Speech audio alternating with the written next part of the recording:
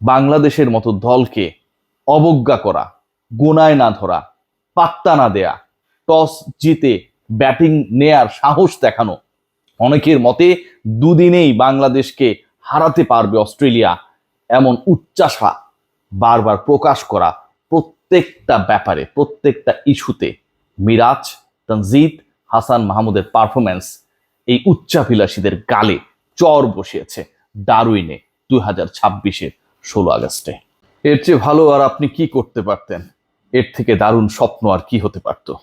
অস্ট্রেলিয়ায় বাংলাদেশ যখন গিয়েছে, সেই অস্ট্রেলিয়ার বিপক্ষে প্রথম টেস্টে 23 বছর পর যে দেশে বাংলাদেশ অবশেষে দুটো টেস্ট খেলার সুযোগ পেয়েছে, তাদের বিরুদ্ধে নিজেদের ক্রিকেটীয় বীরত্ব দেখানোর জন্য দারুণ মঞ্চ, দারুণ পারফরম্যান্স, স্বপ্নযাত্রা, এর থেকে আর কি ভালো হতে পারত? বাংলাদেশ অস্ট্রেলিয়াকে হারিয়েছে অস্ট্রেলিয়ার মাটিতে, বাংলাদেশ অস্ট্রেলিয়াকে হারাবে অস্ট্রেলিয়ার মাটিতে। গত 3 দিন ধরে যেই আলোচনা, যেই স্বপ্ন রেডি হচ্ছিল বাস্তবে পরিণত হওয়ার জন্য, 3.5 দিনে অস্ট্রেলিয়াকে তাদের ঘরে হারিয়ে বাংলাদেশ সেই স্বপ্নের বাস্তবায়ন ঘটালো।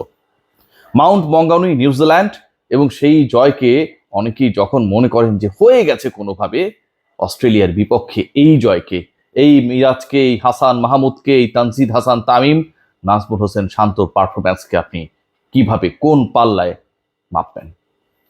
মেহেদী হাসান মিরাজ 5 পেলেন, অস্ট্রেলিয়ার সবশেষ উইকেটের পতন, বাংলাদেশের সামনে টার্গেটটা হচ্ছে 57।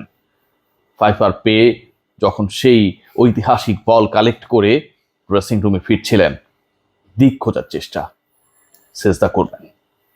এই যে আকাশে ওড়ার পরেও পা মাটিতে রাখার চেষ্টা, ব্যাট হাতে অদম্য পারফরম্যান্স, বোলিংয়ে 5 উইকেট, অস্ট্রেলিয়ার মাটিতে একজন অফ স্পিনারের 5 উইকেট নেয়া মেহেদী হাসান মিরাজ জাস্ট 2 সপ্তাহ আগে ওয়ানডে ক্যাপ্টেন্সি হারিয়েছেন। টানা 4 সিরিজ জেতানোর পরেও দলের স্বার্থে এবং যেন বেটার পারফরম্যান্স করতে পারেন, সেই স্বার্থে ক্যাপ্টেন্সি ছেড়ে দিয়েছেন। আজকের পারফরম্যান্সে, গতকালকের মিরাজের ব্যাটিংকে দেখে কে সেটা ভাববে, কে ভাবতে পারবে? বাংলাদেশের যখন লিড বড় হবে কি হবে না, বাংলাদেশের লিডটা কোনোভাবে কি 150 পেরোবে কি পেরোবে না, এই শঙ্কা যখন তখন হাসান মাহমুদের সাথে মেহেদী হাসান মিরাজের অনবদ্য ব্যাটিং জুটি, ওই পার্টনারশিপটা বাংলাদেশের জয়ের পালে হাওয়া দিয়েছিল, বাংলাদেশের স্বপ্নে লাইফ সাপোর্ট দিয়েছিল। আর যখন ডারউইনের উইকেটে স্পিন ধরা শুরু করলো, যখন তাইজুল উইকেট পাচ্ছিলেন না, পেসাররা ফেল করছেন, হাসান মাহমুদ শুরুতে ভালো করলেও পরের দিকটায় সেই হাসান মাহমুদ হয়ে উঠতে পারছিলেন না, অন্তত ডারউইনের প্রথম ইনিংসের মতো করে। মেহেদী হাসান মিরাজের ম্যাজিক শুরু হলো তখনই, যখন আমাদের স্বপ্ন ছিল যে আরো একটা দিনের প্রথম সেশনকে কাজে লাগানো হবে, প্রথম ঘন্টাটা বাংলাদেশ নিজের করে নিবে, এর আগে ব্যাটে করেছে, এবার বলে করবে। সেই স্বপ্নের বাস্তবায়নে মেহেদী হাসান মিরাজ ফার্স্ট সেশনে 3 উইকেটে 3টাই তুলে নিলেন। মিরাজ 10 on 10, অস্ট্রেলিয়া ধুকছেন। খেয়াল করে দেখবেন, যখন রান 61 থেকে 78 গেল, 17 রানের পার্টনারশিপ নতুন করে আরো অ্যাড হলো ক্যারিয়ান গ্রিনের মধ্যে, ঠিক ওই সময়টায় মেহেদী হাসান মিরাজের আঘাত।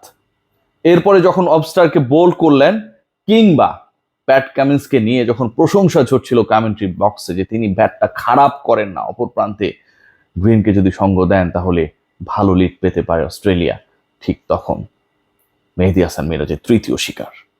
মেহেদী হাসান মিরাজ আজকে যে কাজটা করেছেন, যেভাবে করেছেন, বাংলাদেশকে জিতিয়েছেন, তার এই পারফরমেন্স, তার ফুল ক্যারিয়ারকে যদি আপনি এক পাশে রাখেন আর আজকের পারফরমেন্স, এই টেস্টের পারফরমেন্সকে আরেক পাশে রাখেন, যে পাল্লায় ডারউইন টেস্টের পারফরমেন্সকে পরিমাপ করা হবে, মেহেদী হাসান মিরাজের পুরো ক্যারিয়ারের পারফরমেন্সের থেকে তার ভারটা বেশি হবে। হাসান মাহমুদ আক্ষেপের নাম, প্রথম ইনিংসে 6 উইকেট, পরের ইনিংসে সবচেয়ে গুরুত্বপূর্ণ জায়গাটায় হাসান মাহমুদ ক্লিক করলেন। যখন লিড ঠিক 50 রানসের অস্ট্রেলিয়ার, মনে হচ্ছিল এটা আরো বড় হতে পারে, মনে হচ্ছিল যে গ্রিন যেভাবে ব্যাট করছেন, যেভাবে পার্টনারশিপ করার চেষ্টা করছেন, যেভাবে স্টার্কের সঙ্গে অনেকটা ওয়ানডে স্টাইলে বাংলাদেশকে প্রেসারে ফেলার চেষ্টা করছেন, এরপর সেটা কত দূর যাবে। হাসান মাহমুদ ঠিক ওই সময়টায় তাকে বোল্ড করে ফেরালেন। হাসান মাহমুদ শুরুটা করেন, হাসান মাহমুদ শেষটায় স্বপ্ন দেখান।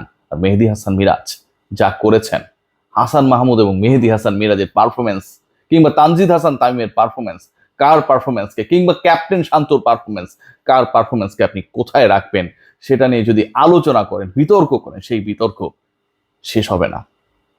একটা টেস্ট বাংলাদেশের ক্রিকেটের রং বদলে দেবে। টেস্ট চ্যাম্পিয়নশিপের র্যাঙ্কিংয়ে চতুর্থ দল বাংলাদেশ। অনেকেই মনে করেছে বাংলাদেশ কম ম্যাচ খেলেছে, তাই বাংলাদেশের দু একটা জয়ই আসলে অনেক বেশি গুরুত্বপূর্ণ হয়ে গেছিল ওই 4 নম্বরে ওঠার জন্য। সেই বাংলাদেশ যখন অস্ট্রেলিয়াকে হারায় অস্ট্রেলিয়ার মাটিতে, সেই বাংলাদেশের যখন একজন ব্যাটার অস্ট্রেলিয়ার মাটিতে গিয়ে ইতিহাসে প্রথমবারের মতো টেস্টে শতক হাঁকান, সেই বাংলাদেশের বোলাররা যারা কখনো এই কাজটা করতে পারে নাই, 23 বছর পরে অস্ট্রেলিয়ায় খেলতে গিয়ে প্রথমবারের মতো হাসান মাহমুদের ফাইফার, এরপর মেহেদী হাসান মিরাজ ঠিক একই কাজটা অনুবাদ করেন একই টেস্টে। এর থেকে দারুণ আনন্দঘন কি হতে পারে? বাংলাদেশের আজকের এই পারফরমেন্স, বাংলাদেশের এই জয়, বাংলাদেশের সকল ধরনের ব্যর্থতা, গ্লানি, ক্রিকেট সংক্রান্ত সকল ধরনের সংকীর্ণতা, সীমাবদ্ধতা, না পারার আক্ষেপকে এক ফুৎকারে উড়িয়ে দেয়। একবার ভেবে দেখুন যে একজন ক্রিকেটার তার জীবনে অস্ট্রেলিয়াকে অস্ট্রেলিয়ার মাটিতে গিয়ে টেস্টে হারিয়েছে, এটা যখন ভাববেন, একজন দর্শক যখন ভাববেন যে আমার দল অস্ট্রেলিয়ায় গিয়ে 2026-এর 16 আগস্টে অস্ট্রেলিয়াকে হারিয়েছে, আমার দলের একজন অফ স্পিনার ফাইফার মেরেছে, আমার দলের একজন পেসার 9 উইকেট পেয়েছে, আমার দলের একজন ওপেনার তার ক্যারিয়ারের তৃতীয় ইনিংসটা খেলতে নেমে শতক হাঁকিয়েছে, সেই দর্শক, সেই ক্রিকেটার, সেই সংবাদকর্মী, সে যেই হোক না কেন, এর থেকে বড় তৃপ্তির কি হতে পারে? ওদিকে ভারত টেস্ট খেলছে, কিন্তু সকল চোখ, all ice on Darwin test. Australia কি করে?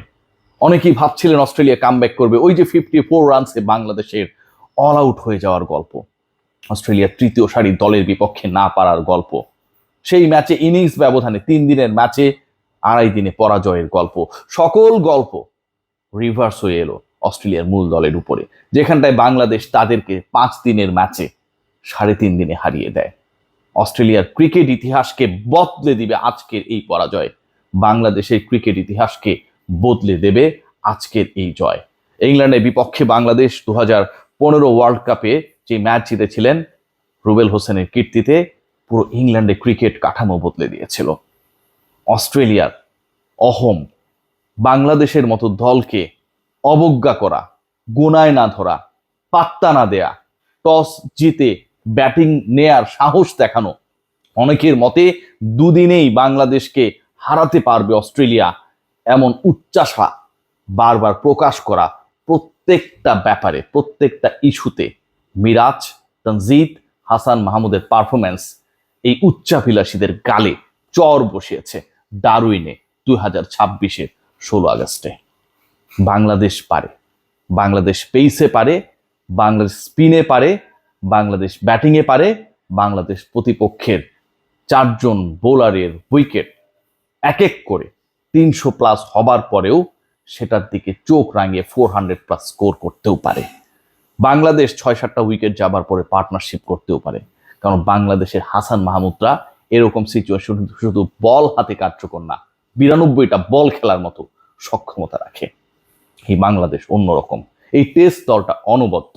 বাংলাদেশের ক্রিকেটের ইতিহাসে সর্বশ্রেষ্ঠ অর্জন ডারউইনে অর্জিত হলো অস্ট্রেলিয়াকে হারিয়ে।